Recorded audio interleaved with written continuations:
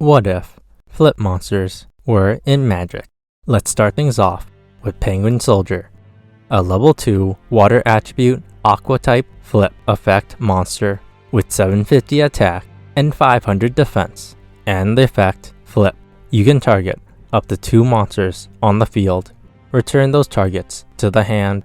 A flip effect, for those of you who don't know, is an effect that triggers when a monster is flipped face up after being set face down in defense position from either being attacked, switched from face down defense position into attack position, or by card effects that reveal face down monsters.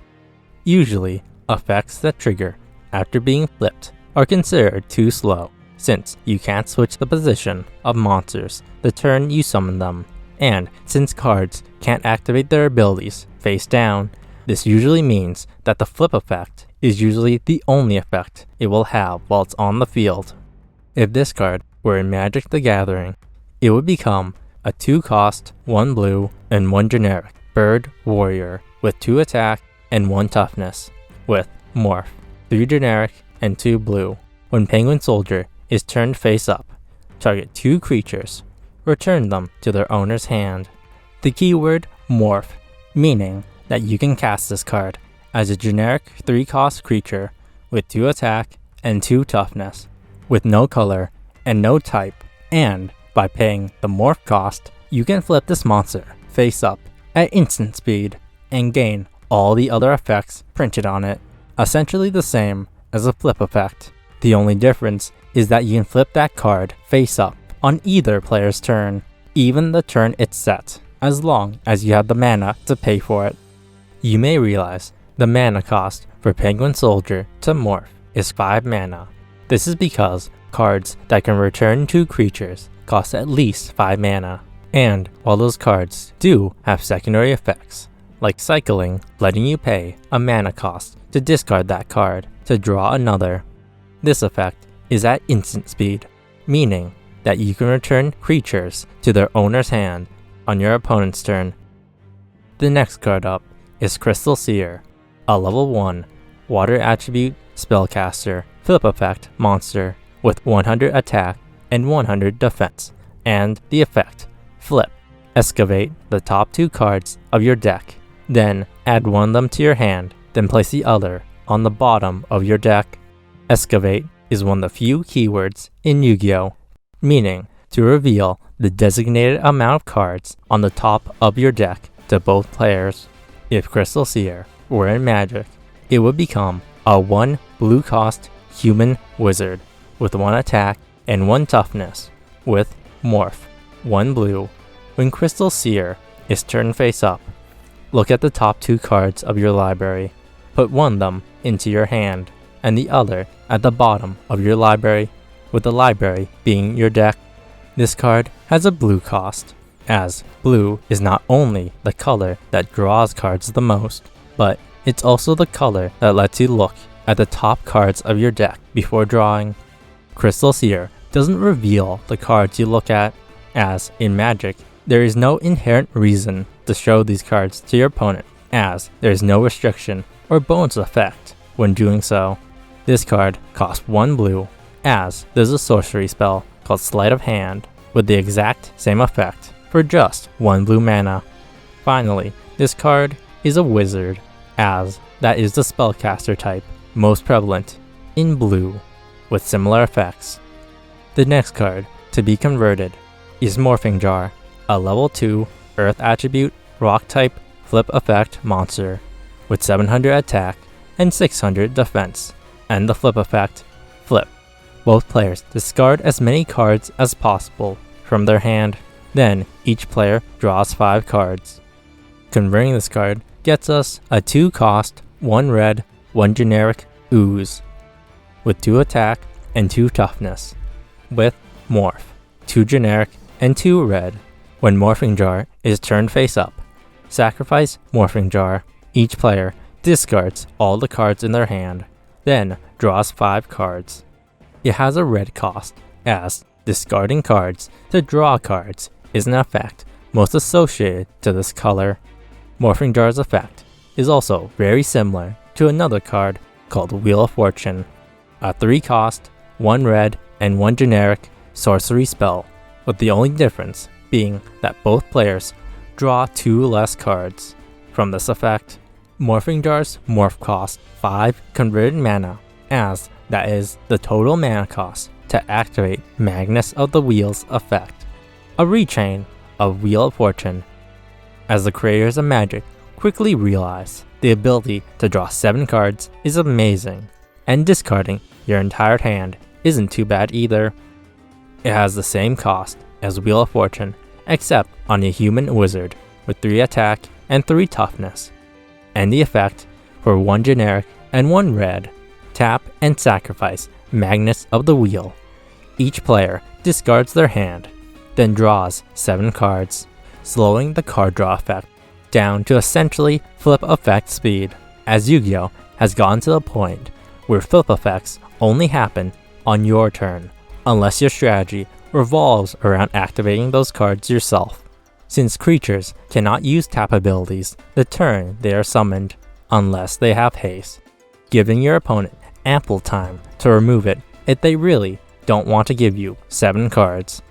Morphing Jar also sacrifices itself for the same reason Magnus of the Wheel does, so you can't loop this effect. Next card up is Magnetic Mosquito, a level 3 light attribute insect type flip effect monster with 300 attack and 1000 defense, and the flip effect: destroy all face-up machine type monsters on the field. If this card were in Magic, it would become a 2-cost, 1 white, and 1 generic artifact creature insect with 1 attack and 2 toughness, and with Morph, 3 generic and 2 white. When Magnetic Mosquito is turned face up, destroy all artifact creatures. This card has a white cost, as white has the most mass creature removal than any other color. I reduced it to 2 mana, as its stats are too low for a 3-cost creature. Its morph cost is 5 converted mana, as mass removal spells at that cost start targeting specific creatures to destroy. Unfortunately, it does destroy itself with its own effect, so you can't repeat this effect as easily, but is more than worth it, since artifact creatures are one of the best type of creatures to have in Magic, as they are treated as both artifact and creature card types, opening up avenues for powerful combos. The next card we will be converting is Raicho, Lightsworn Hunter, a level 2 light attribute beast type flip effect monster with 200 attack and 100 defense, and the flip effect: apply these effects simultaneously. You can destroy 1 card on the field and send the top 3 cards of your deck to the graveyard. If this card were in Magic, it would become a 1 black cost wolf with 1 attack and 1 toughness, with Morph, 2 generic and 2 black. When Raicho, Lightsworn Hunter is turned face up, you may mill 3 cards, destroy a non-basic land permanent. This card has a black cost, as black has the most single target removal, as well as the effect of milling cards. Milling meaning the act of sending the top cards of your deck into the discard pile, as it is a term coined off the card Millstone, a 2 generic cost artifact with the effect: pay 2 generic and tap to send the top 2 cards of their deck into the graveyard. This card has a morph cost of 4 mana, as it's a strictly better version of Murder, a 3-cost, 2 black, and 1 generic sorcery that just destroys a creature. It also has the added benefit of filling up your graveyard with spells, as many players would refer to the graveyard as a second hand. I did limit what Raicho could destroy with its effect, as if it could hit basic lands, there would be the potential to obliterate your opponent's entire mana pool, preventing them from casting anything at all. The last card we will be converting is Rafflesia Seduction, a level 2 Earth attribute plant type flip effect monster with 300 attack and 900 defense, and the flip effect: take control of 1 face-up monster on your opponent's side of the field until the end of the turn.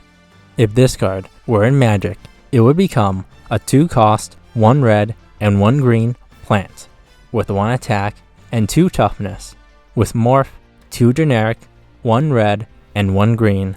When Rafflesia Seduction is turned face up, untap target creature and gain control of it until the end of the turn. That creature gains haste until the end of the turn. Although there are no red plant creatures in Magic, being either mono green or green mixed with blue or black, red is the only color to regularly steal creatures and attack with them on the same turn, so this card must have a red cost associated to it. While this card's morph cost is 4 converted mana instead of 5, as threaten effects that activate at instant speed require 5 mana to cast without any restrictions or additional cost. The color cost requirement of 2 different colors is comparable to 1 extra generic mana, as even though its cost is still comparably worse to other threaten effects, costing 2 different color mana, there's still a silver lining, as it can't be countered in the traditional way, as this card can only be countered when you set it on the field as a 3-cost 2/2, as that is when this card is being cast, meaning your opponent will need cards that counter triggered abilities, since it's a creature and not a spell on the stack. If there's anything I should have changed, or any ideas on cards I should convert next, please let me know in the comments below.